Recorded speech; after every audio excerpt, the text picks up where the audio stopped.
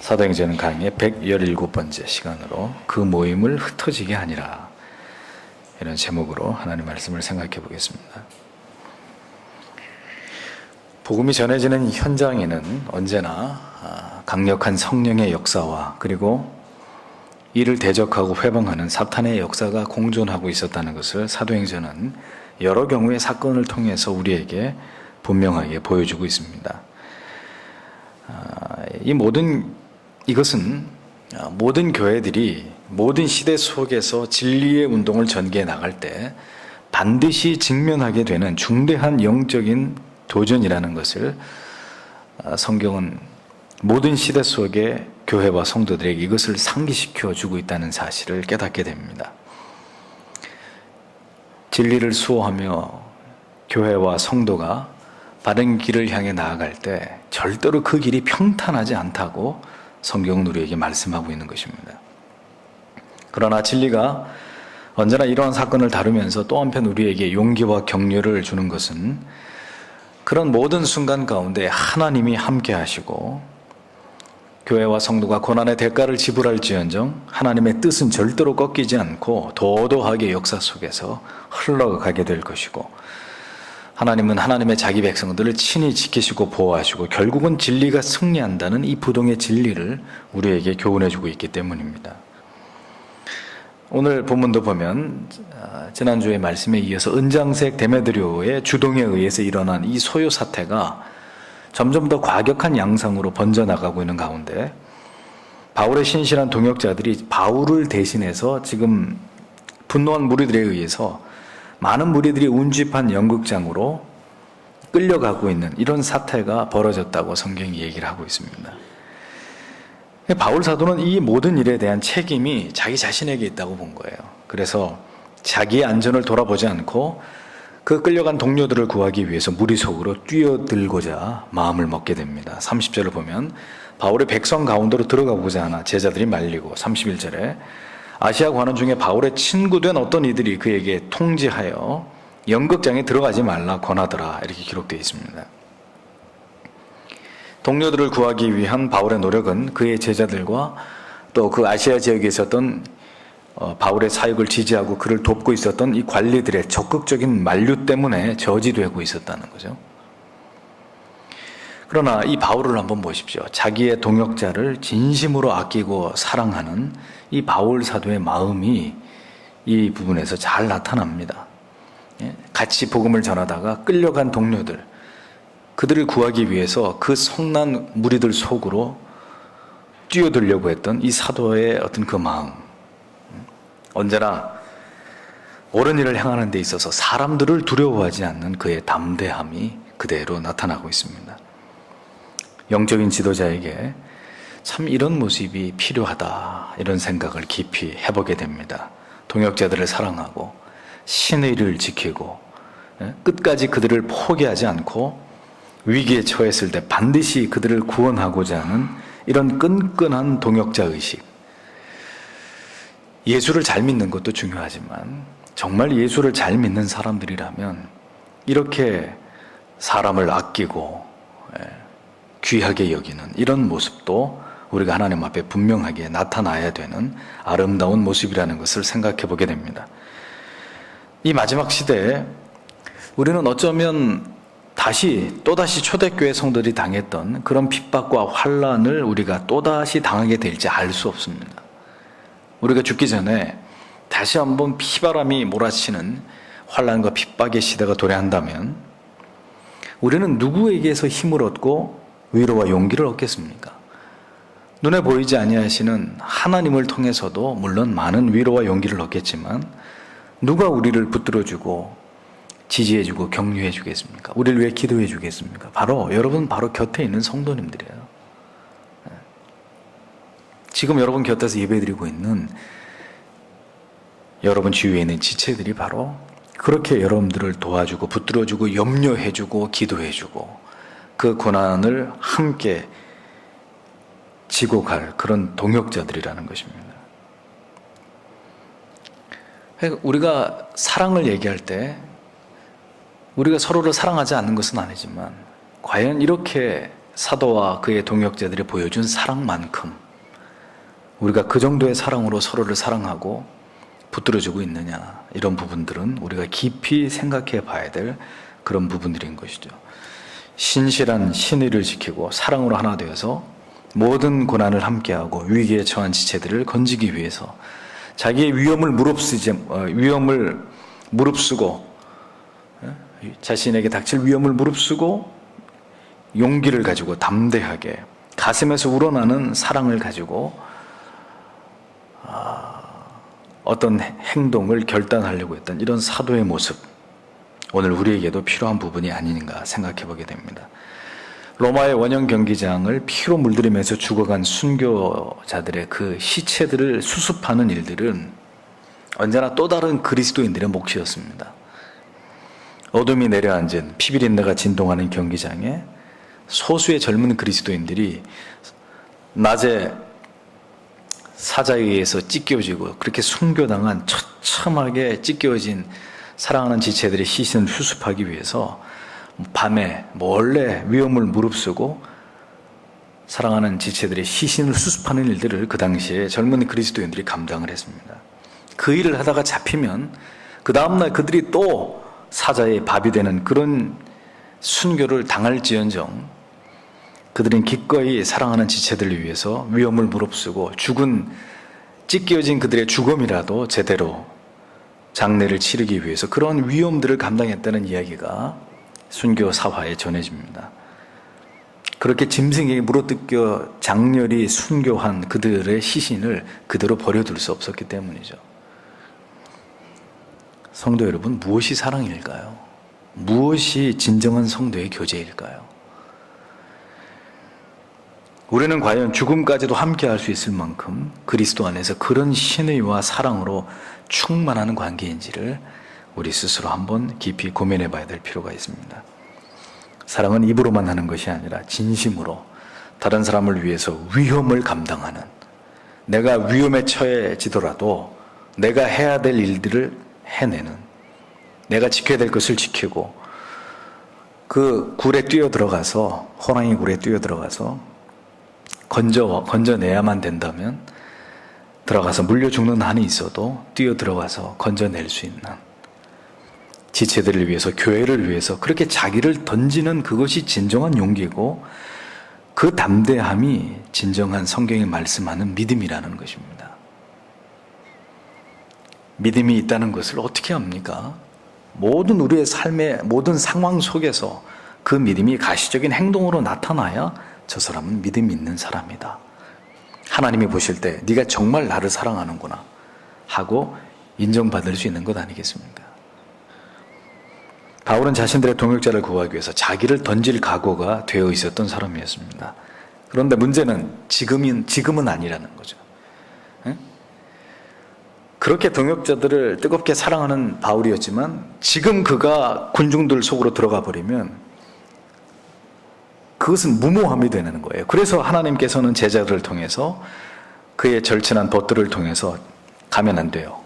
지금 당신이 그곳에 가는 것은 아닙니다. 옳은 선택이 아닙니다. 바울을 적극 만류하게 됐던 일들이 있었다는 것입니다.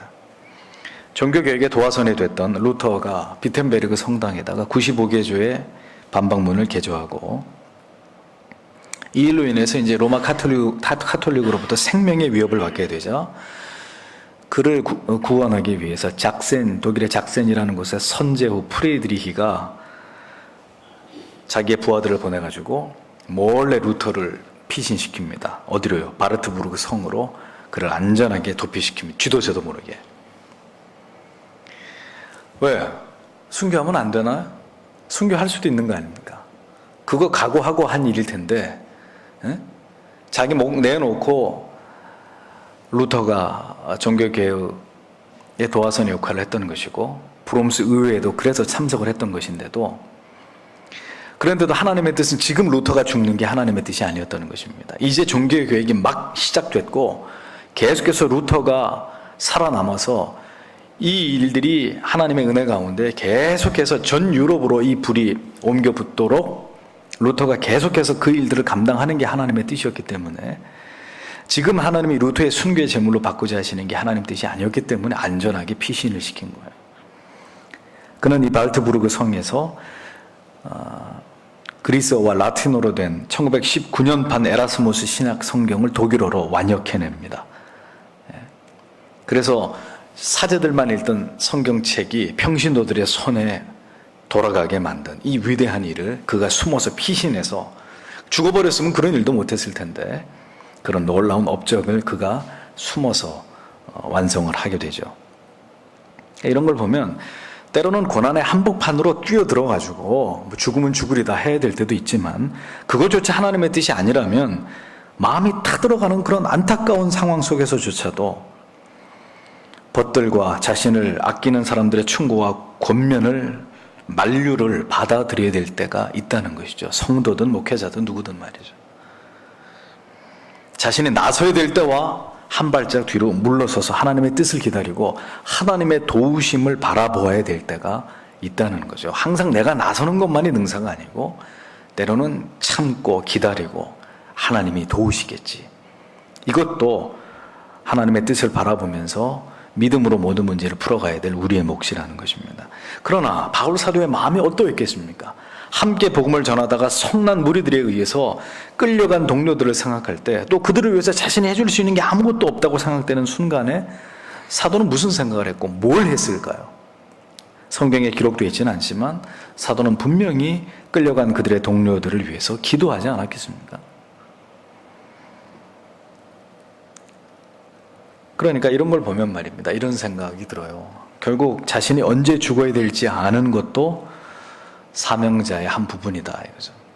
사도가 내가 언제쯤 죽어야 되겠다, 이거를 스스로 아는 것도 그가 감당해야 될, 그가 걸어가야 될 길의 한 과정이라는 것을 알게 됩니다. 왜 성령께서는 바울의 제자들과 그를 아끼는 벗들을 통해서 바울을 막으셨을까요? 여기서 바울이 만약 죽임을 당하거나 심히 욕보임을 당하게 되므로 그가 이 선교의 여정을 마무리 짓지 못하게 되면 그건 하나님의 뜻이 아니었기 때문에, 그것은 하나님이 계획하신 뜻이 이루어지는 과정이 아니었기 때문에 바울아 물러서라 하고 여러 사람들을 보내서 그를 막은 거예요. 네가 여기 뛰어들 타이밍이 아니다. 그들이 어떻게 되든 그것은 내 몫이고 너는 여기서 빠지라, 이거죠. 그것이 하나님의 뜻이었던 것입니다.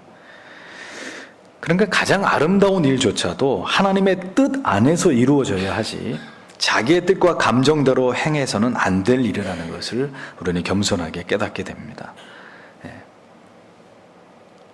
바울은 옳은 일을 하려고 했지만 그것조차도 하나님이 막으실 때는 물러서야 되는 거라는 거죠. 자, 그러는 중에 성난 무리들이 어떤 상황으로 나아가고 있었는지를 성경이 보여줍니다. 32절에 사람들이 외쳐 혹은 이 말을 혹은 저 말을 하니 모인 무리가 분란하여 태반이나 어찌하여 모였는지 알지 못하더라, 이렇게 기록되어 있습니다. 재밌는 상황이 벌어집니다.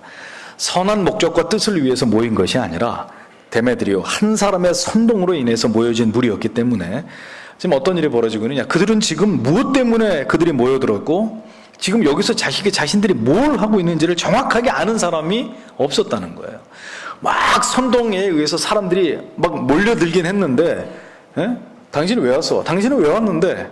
이러고 자기들이 지금 거기 왜 있는지를 정확히 아는 사람들이 없었다라고 이 사건을 객관적으로 기록하고 있는 누가는 다소 비꼬는 말투로 그때의 상황을 이렇게 묘사하고 있는 거예요. 여기저기 사람들이 다 모여왔는데 뭐 때문에 이 자리에 있는지 아는 사람이 아무도 없었다. 이걸 보면 말입니다. 군중이란 참 단순하다는 걸 알 수 있습니다.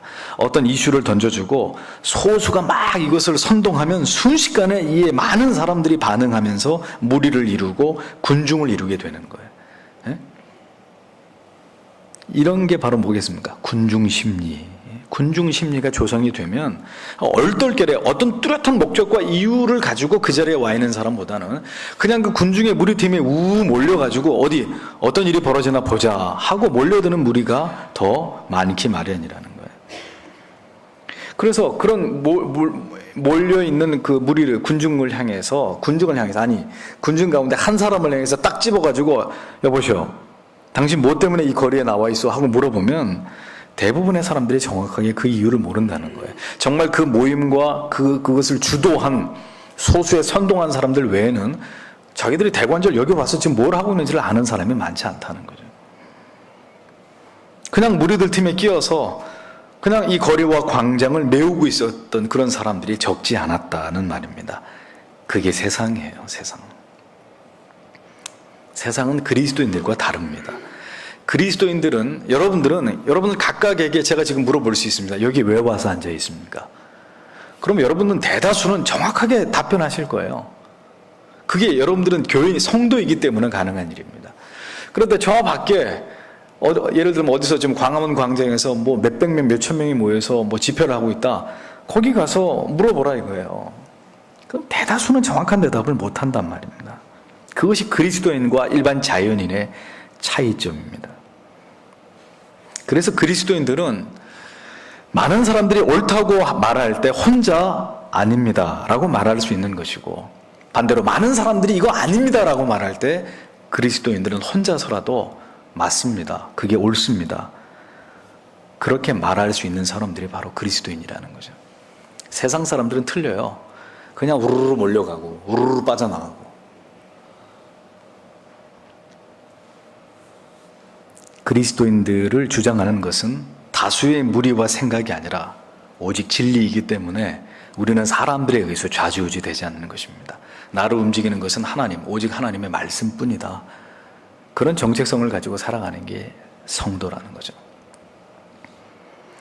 선동된 무리들은 힘이 있는 것 같으나 사실은 힘이 없습니다. 그 사실을 저 끝에서 우리가 확인할 수 있습니다. 정확하게 자기들이 모인 이유를 알지 못하고 몰려든 사람들, 지금 어떤 상태입니까? 혼란에 빠져 있었습니다. 모임의 목적과 뜻이 불분명해지고 군중들이 혼란에 빠지게 될 때 일어나는 현상들이 바로 어떤 일인 줄 아세요? 순식간에 그 무리들이 폭도들로 돌변하게 됩니다.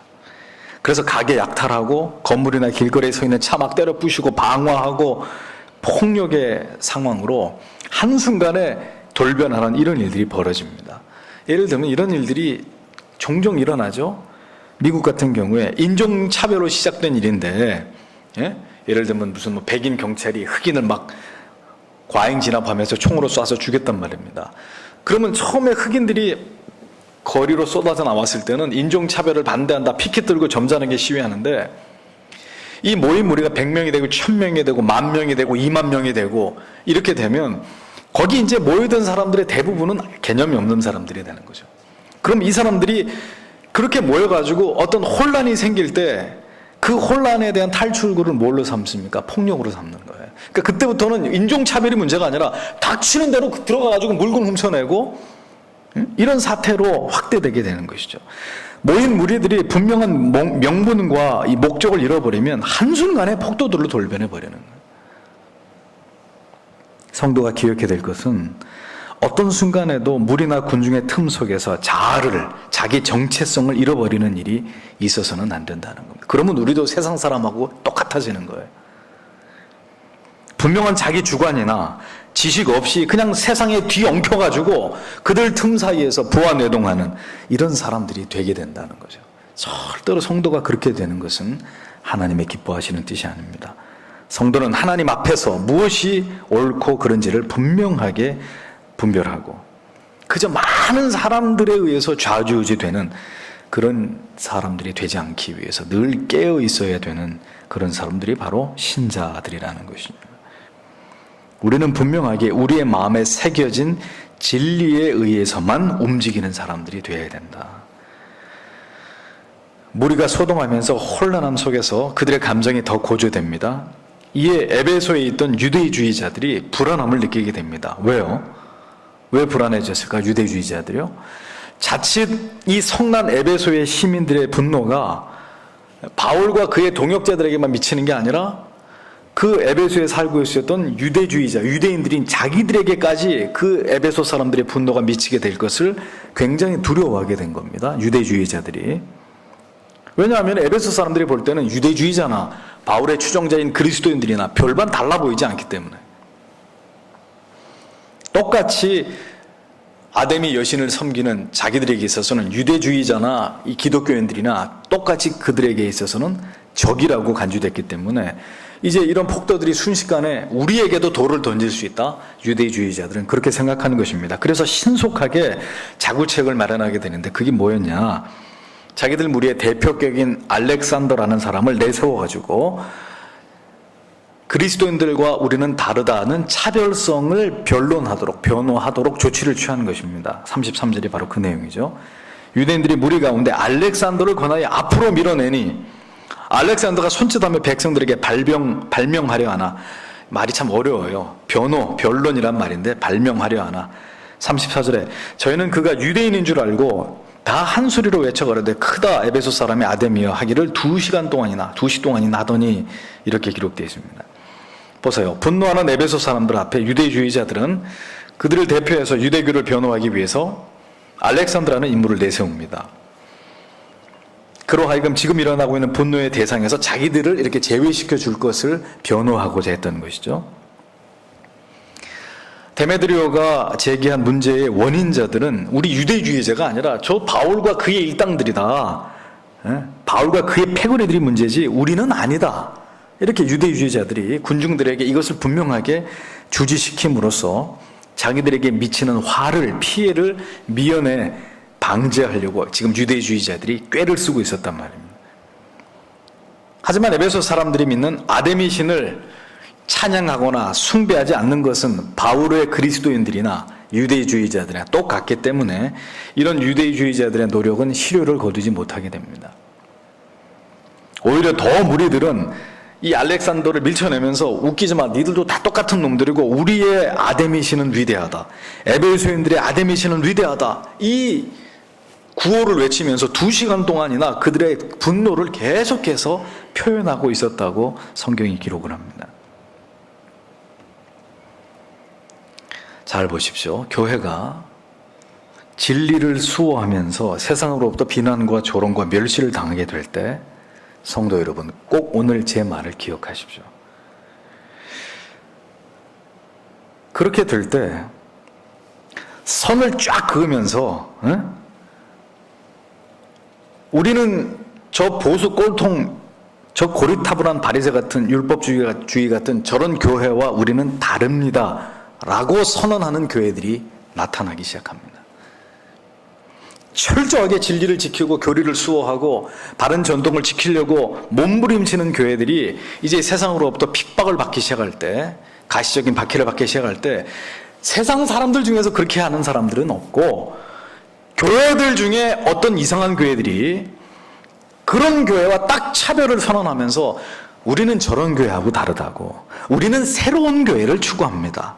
우리는 모든 오래된 전통과 고리타분한 교리 따위들은 우리는 그런 것들을 성도들에게 강요하지 않고 우리 교회는 새로운 복음, 아주 부드러운 복음, 그리스도는 여러분들에게 행복한 삶을 제공해 줄 따름입니다. 이런 표를 걸고 등장하는 교회들이 마지막 때 많이 일어날 거라는 거예요.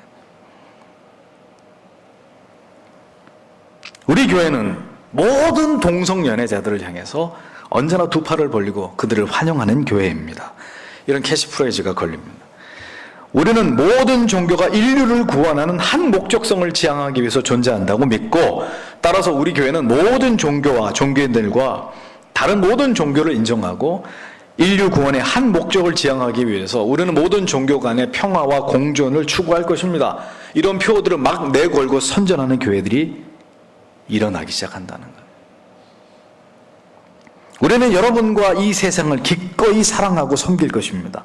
하나님도 여러분들을 사랑합니다. 여러분들의 모든 연약과 불행과 슬픔을 하나님이 다 감싸주십니다. 그분은 여러분들이 무슨 짓을 했어도 상관없이 무조건 사랑해 주시고 다 이해해 주시는 분이십니다.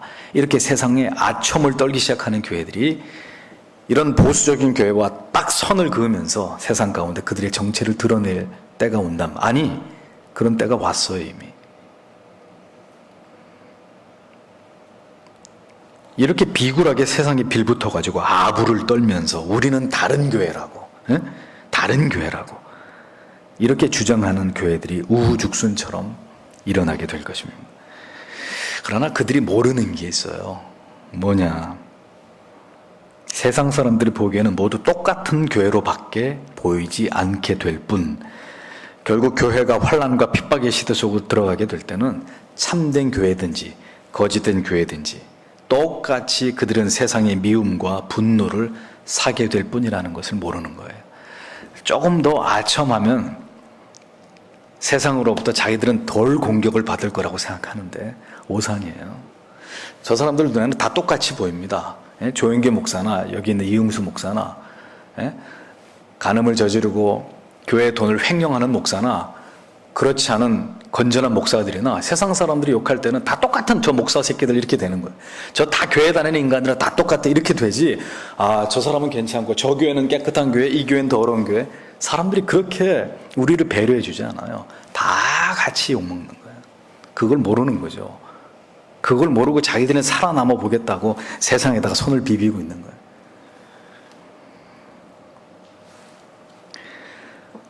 바울과 그리스도인들과 자신들은 다르다는 이 차별성을 내세우려고 했던 유대주의자들의 노력은 실패로 돌아가고 오히려 군중은 더 분노하기 시작합니다. 에베소의 위대한 아데미여, 예수고 뭐 유대주의고 다 필요 없다는 거예요. 우리 아데미만 위대하다. 너희들 다 입 닥치고 조용해라. 에베소의 군중들이 더 분노하기 시작합니다. 2시간 동안 열렬하게 목청을 높여서 자기들이 믿는 아데미 신의 위대성을 외치면서 바울이던 유대주의자들이던 자신들의 분노를 그들을 향해 분노한 군중들이 그 분을 쏟아내고 있었단 말입니다. 세상 사람들이 옳다고 믿는 보편적인 가치가 기독교의 진리에 의해서 공격을 받게 될 때 기억하십시오. 세상은 교회와 성도를 향해서 반드시 돌을 던질 거예요. 앞으로 우리가 외치는 진리는 반드시 세상 사람들이 공분을 살 그런 내용들입니다. 도무지 세상이 용납하려고 하지 않는 이런 진리와 가치들을 이제 교회는 외쳐야 되고 전해야만 되는 그런 시대를 곧 맞이하게 될 것입니다. 성도 여러분, 어떻게 하시겠습니까? 타협하시겠습니까? 세상이 원하는 걸 내어줄까요? 알겠습니다. 우리 교회는 앞으로 그런 얘기는 하지 않겠습니다. 설교 시간에 동성연애자들 비판하지 않겠습니다. 설교 시간에 종교다원주의 이런 얘기 하지 않겠습니다. 설교 시간에 카톨릭은 이단이다 이런 얘기 절대로 하지 않겠습니다. 어떻게? 우리가 그래야 되나요? 세상에 이 비위를 건드리지 않으려고 진리를 왜곡시키고 포기해야 됩니까? 이제 머지않아서 우리는 이러한 문제들을 아주 구체적으로 결정해야만 될 때가 올 것입니다. 누가 여러분에게 진리의 길이 쉽고 편안한 길이라고 가르치던가요? 누가 예수 믿는 길이 그렇게 자유롭고 행복하고 간단하고 언제나 내 마음대로 다 할 수 있는 길이라고 그렇게 여러분들에게 속삭이던가요? 모두 다 사탄의 말입니다. 성경의 위대한 인물 중에 쉽고 편하게 예수 믿었던 사람이 있으면 대보세요. 이름 대보세요. 자기 하고 싶은 거 다 하면서 그렇게 쉽고 편안하고 간단하게 언제나 내 편의대로 언제나 하나님은 그래 봐줄게. 언제든지 네 마음대로 해. 상관없어. 그런 믿음 가지고 주님 쫓아간 사람이 있으면 얘기해 보십시오. 진리의 길은 그런 길이 아니에요. 사람들의 말을 기울이면 진리를 따라갈 수 없고 진리를 따라가자니 사람들에게 등을 질 수밖에 없는 것이 신앙의 길입니다. 성경이 무엇이라고 말씀하고 있는지, 성경이 말씀하는 신앙이 무엇인지를 알고자 해야 되는 것이지, 많은 사람들이 뭘 따라가느냐, 많은 사람들이 추구하는 것이 뭐냐, 그게 우리의 관심이 되어서는 안 됩니다. 판단의 주체는 나의 생각이 아니라 오직 진리의 성경 말씀만이 우리의 판단의 근거이고 기준이라는 것을 잊어버리면 안 됩니다. 에베소 사람들의 소요가 심각한 상황에 이르자 이제 에베소의 서기장이 나섭니다. 에베소의 서기장이 나서서 소요를 잠재우는 장면이 성경에 기록되어 있습니다. 서기장이 누굽니까? 로마의 임명을 받은 관리는 아니지만 로마의 이 지배를 받는 로마의 이 속국에 그리고 어떤 지역에서 그 지역 본토 출신 중에 그 지역 사람들이 자기들의 대표로 이 세운 그 지역의회의 최고 행정 책임자가 바로 서기장입니다. 그러니까 서기장의 임무는 본토에서 일어나는 모든 문제들에 대해서 로마가 간섭하기 전에 자치적으로 자기들이 알아서 그 문제를 해결하는 그런 임무를 서기장이 맡고 있는 거예요. 그렇기 때문에 만약에 이 에베소에서 소요 사태가 일어나면 로마를 향해서 이 책임을 누가 져야 되는 거예요? 서기장이 져야 된단 말이에요. 그러니까 서기장이 더 이상 문제가 확대되는 것을 막고 자기가 이 모든 책임을 뒤집어 쓰기 전에 이 문제를 빨리 잠재우려고 드디어 성난 군중들 앞에 나타나서 자기의 임무를 감당하기 위해서 이제 그들을 설득하는 장면이 35절 이하에 기록되어 있는 것입니다. 35절 서기장이 무리를 안돈시키고 이르되 에베소 사람들아 에베소 성이 큰 아데미와 및 스스에게서 내려온 우상의 전각 기지가 된 줄 누가 알지 못하겠느냐 이렇게 얘기합니다. 전각기지라는 말은 전각지기 기지가 아니라 전각지기라는 말은 신전과 신을 섬기는 의식을 담당하는 수호자라는 뜻입니다. 그러니까 서기장의 말인즉슨 뭐냐면은 지금 이제 이 무리들을 이렇게 띄워주고 있는 거예요. 띄워주는 말을 하고 있는데 무슨 뜻이냐면은 에베소라는 도시와 그 도시의 사람들은 위대한 아데미와 제우스에게서 내려온 우상을 섬기는 그 위대한 우리의 신들을 지키는 수호자들이다. 이렇게 얘기를 하고 있는 거예요. 그러니까 굉장히 지금 에베소 사람들을 이렇게 높여주는 말을 하고 있는 거죠. 이 흥분한 군중들로 하여금 그들의 자긍심을 높여주는 말을 가지고 조심스럽게 그 군중들의 마음을 달래려고 하는 서기장의 의도가 나타납니다. 우리가 누구냐 우리가. 하늘에서 보낸 그 우상들의 신전을 파수하는 그 신전의 수호자들 아니냐 우리가. 이렇게 지금 얘기를 하고 있는 거예요. 근데 아데미와 스스에게서 내려온 우상이라고 말했잖아요. 이건 뭘 가리키냐면 말입니다. 당시에 에베소를 비롯한 당시 아시아 지역에 어떤 우상을 숭배하는 이런 그 관심이 널리 퍼져 있었냐면은 운석. 운석이 뭔지 아시죠? 얼마 전에 러시아에 운석이 추락하다가 이 공중에서 터지면서 뭐 1,몇백 명이 다쳤다는 뉴스 보셨잖아요. 운석, 하늘에서 이렇게 떨어진 운석을 주워다가 그것을 마치 우상처럼 신처럼 떠받드는 이런 풍습이 있었습니다. 관습이 그 당시에 있었단 말이죠. 그러니까 이 사람들이 하는 얘기가 우리는 하늘에서 떨어진 운석, 하늘에서 떨어진 신을 숭배하고 있는 것이 바울이 얘기하는 것처럼 사람의 손으로 만든 그런 신을 섬기고 있는 게 아니지 않느냐. 그러니까 우리가 이런 거 가지고 이렇게 분노할 이유가 없다. 에베소 사람들아 영적인 자부심을 가져라. 너희가 믿는 신이 이렇게 위대한 신인데 뭐 그따위들이 한 얘기 때문에 당신들이 이렇게 지금 흥분하느냐. 서기장이 바로 이런 의미로 지금 에베소 군중들을 이렇게 분노한 군중들을 다독이고 있는 그런 말씀의 내용을 우리가 보게 되는 겁니다. 이 서기장의 설명이 계속 이어집니다. 36절부터 이 일이 그렇지 않다 할 수 없으니 너희가 가만히 있어서 무엇이든지 경솔히 아니하여야 하리라.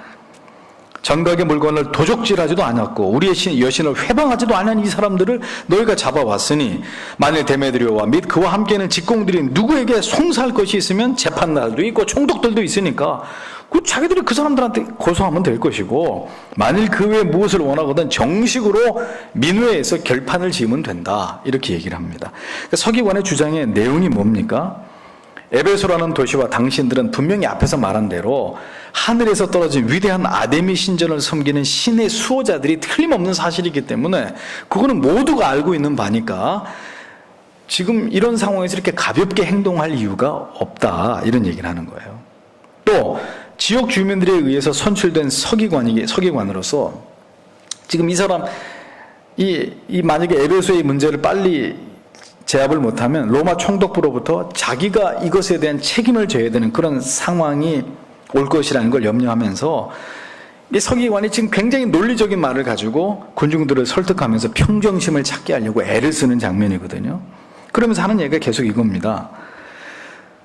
데메드리오의 이 피고소격인 가이오와 아리스다고에 대해서 이 사람들한테 특별한 죄가 없지 않느냐. 이 사람들이 신전을 허물었느냐. 아니면 너희가 믿는 아데미 신을 무슨 모독했느냐. 그런 죄도 짓지 않지 않았느냐. 증거가 없지 않느냐.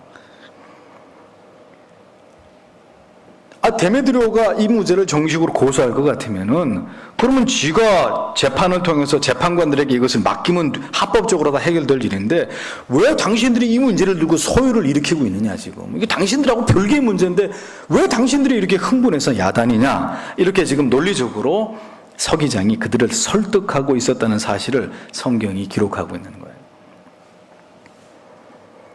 잘 보세요. 기드온이 하나님의 명을 받아서 아비가 지은 바알과 아세라 상을 찍었을 때도 그 다음날 이 사실이 모든 사람들에게 발각됐을 때 누가 그 위기에서 그를 건져냅니까? 사실 그렇게 할 입장이 되지 못하는 굉장히 어려운 입장이지만 기가 막힌 말을 가지고 그 위기에서 자기 아들을 건져냅니다. 기드온의 아버지가. 누가 한 거죠? 하나님께서. 누구도 반박할 수 없는 지혜로운 말을 가지고 위기에 처한 기드온을 하나님이 건져내신 것을 우리가 사사기를 통해 보지 않았습니까? 여기서도 마찬가지인 거예요. 하나님께서는 때때로 세상 사람들을 통해서, 아니 여기 서기장이 그리스도인이에요? 아니에요. 그러니까 자기는 그냥 로마 총독부로부터 책임 추궁을 당할 것을 두려워가지고 어떻게 해서라도 빨리 이 사람들을 막아야 되겠다. 그냥 그 생각 가지고 얘기한 것 뿐인데도 그렇게 하게 하신 이도 누구라는 겁니까? 하나님이시라는 거예요.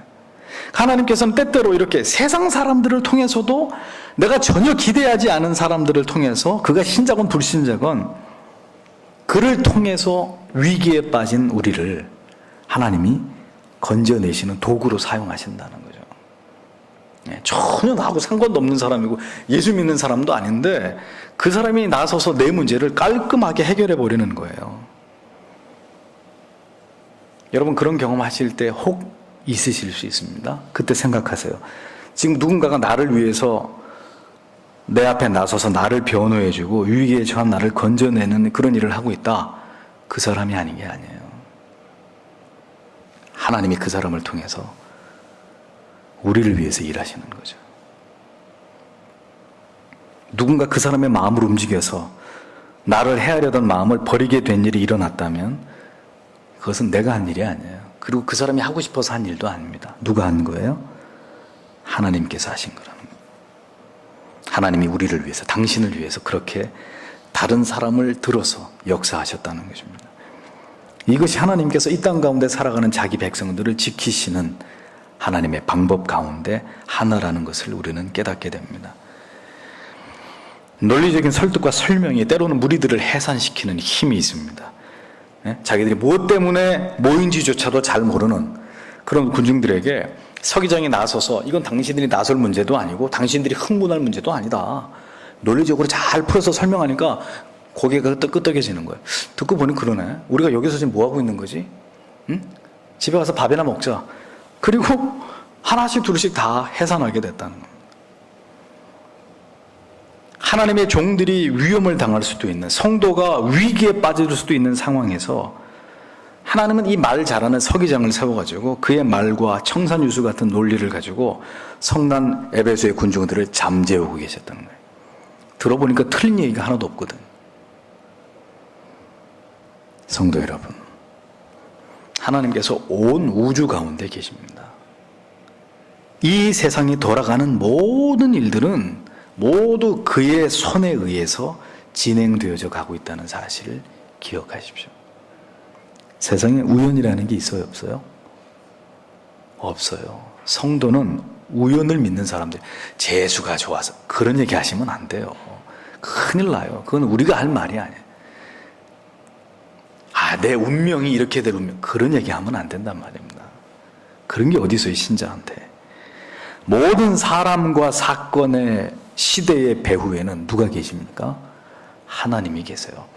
북한이 저렇게 핵실험하는 것도 그 배후에 누가 계시는 거예요? 하나님이 계시는 거예요. 뭔가 뜻이 있는 거예요. 하나님의 뜻이.